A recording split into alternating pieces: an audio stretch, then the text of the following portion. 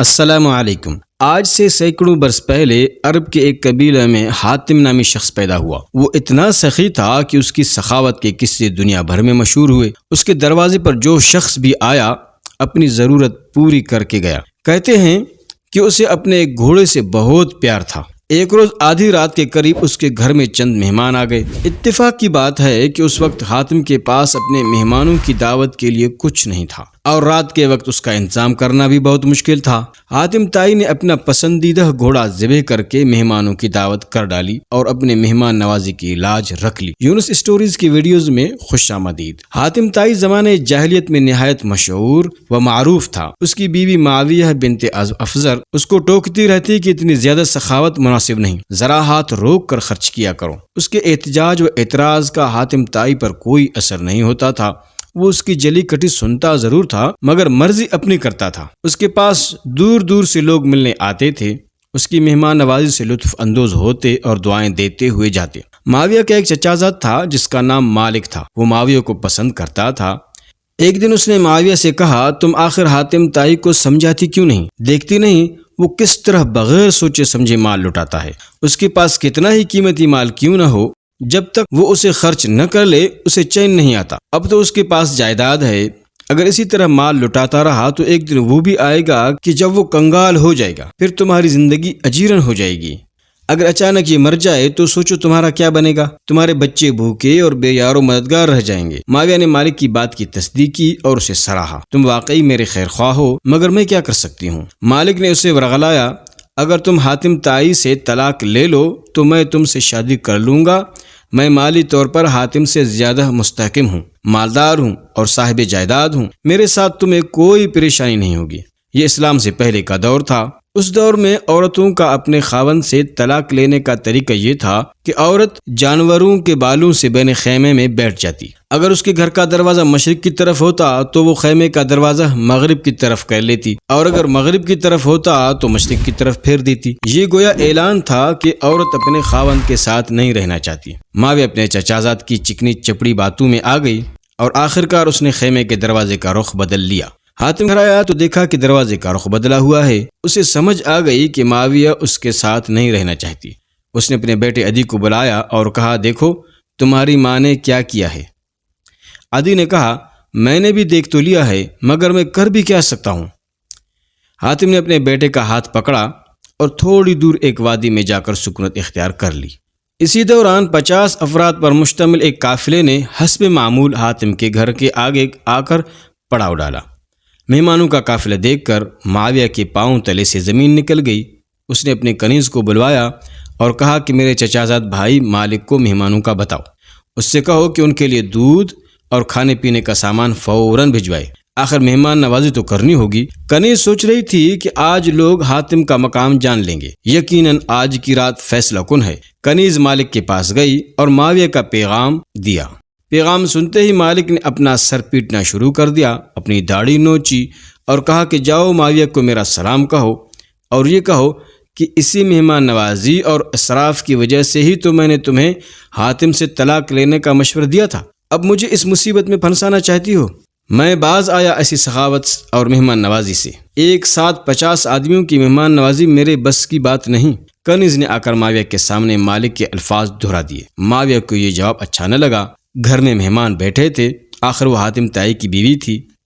اس کے گھر میں ہر وقت مہمانوں کا میلہ لگا ہوتا تھا۔ اس نے اپنی کنیز سے کہا کہ جاؤ حاتم تائی اتنا دور نہیں، قریب ہی وادی میں ٹھہرا ہوا ہے، اسے بتاؤ کہ تمہارے گھر میں مہمان بھوکے پیاسے بیٹھے ہیں، ان کے کھانے کا بندوبست کرو۔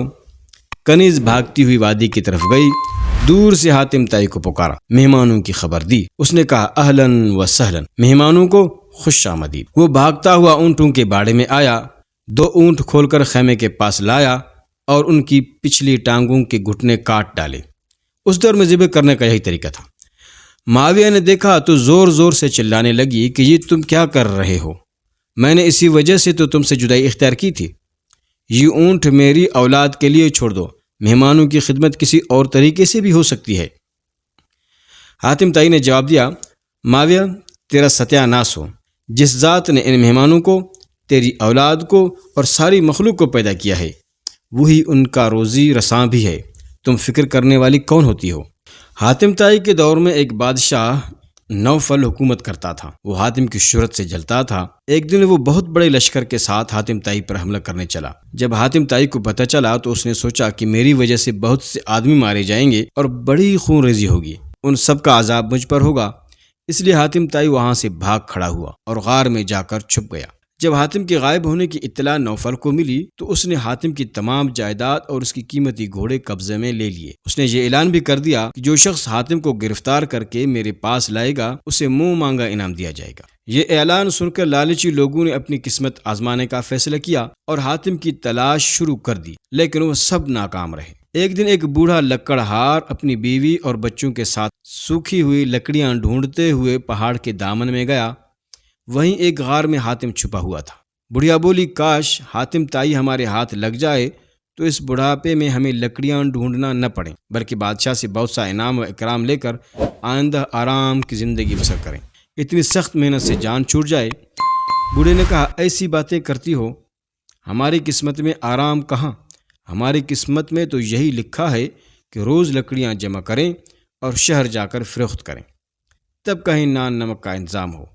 تو اتنا نہ سوچا کر، حاتم ہمارے ہاتھ نہیں لگ سکتا۔ بڑھیا ٹھنڈی سانس بھر کر چپ ہو گئی۔ حاتم طائی غار میں چھپا ہوا ان دونوں کی باتیں سن رہا تھا۔ اس نے سوچا کہ میری اس زندگی سے کیا فائدہ، جس انسان کے دل میں رحم نہیں وہ انسان ہی نہیں۔ حاتم غار سے باہر آ گیا اور بوڑھے لکڑہارے اور بڑھیا سے مخاطب ہو کر بولا، تم لوگ مجھے نوفل بادشاہ کے پاس لے چلو اور اپنا انعام پاؤ تاکہ تمہاری آئندہ زندگی آرام سے گزرے۔ بوڑھے لکڑہارے نے کہا، ہم ایسا نہیں کر سکتے، نہ جانے بادشاہ تمہارے ساتھ کیا سلوک کرے، اگر اس نے تم کو جان سے مار دیا تو یہ گناہ ہمارے حساب میں لکھا جائے گا، ہم ایسا نہیں کر سکتے۔ حاتم نے کہا، تم لوگ ایسا نہیں کر سکتے تو میں بادشاہ کے پاس جاتا ہوں، وہاں جا کر کہوں گا کہ مجھے گرفتار کر لو اور ان دونوں نے مجھے تلاش کیا ہے، انہیں انعام دو۔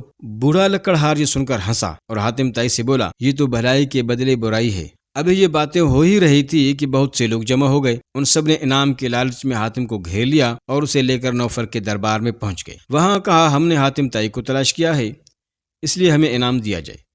ان لوگوں کے ساتھ بوڑھا لکڑہارا اور بڑھیا بھی بادشاہ کے دربار میں پہنچے اور ایک کونے میں خاموش کھڑے ہو گئے۔ حاتم نے بادشاہ سے کہا، اے بادشاہ، یہ سب جھوٹے ہیں، مجھے تو اس کونے میں کھڑے ہوئے بوڑھے اور بڑھیا نے تلاش کیا ہے۔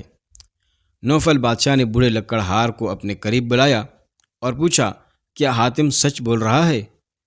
بوڑھے لکڑہار نے تمام واقعہ سچ بیان کر دیا اور بادشاہ کو بتایا، حاتم صرف ہماری مدد کی خاطر اپنے آپ کو گرفتار کرنے آیا ہے۔ نوفل بادشاہ حاتم کی جرت اور ہمت پر بہت حیران ہوا اور بولا، اے حاتم، تو واقعی بہت سخی ہے، تیری سخاوت کے چرچے غلط نہیں ہیں۔ میں تجھ سے واقعی دوستی کرنا چاہتا ہوں کہ تو اپنی جان کی پرواہ کیے بغیر بوڑھے لکڑہارے کی مدد کرنے کے لیے تیار ہو گیا۔ نوفل نے بوڑھے لکڑہارے کو بہت سا انعام دے کر رخصت کیا اور حاتم کو کئی دن تک شاہی مہمان بنا کر رکھا اور پھر عزت کے ساتھ رخصت کر لیا۔ ایسی معلوماتی ویڈیوز کے لیے ہمارے YouTube چینل کو سبسکرائب کریں۔ شکریہ، اللہ حافظ۔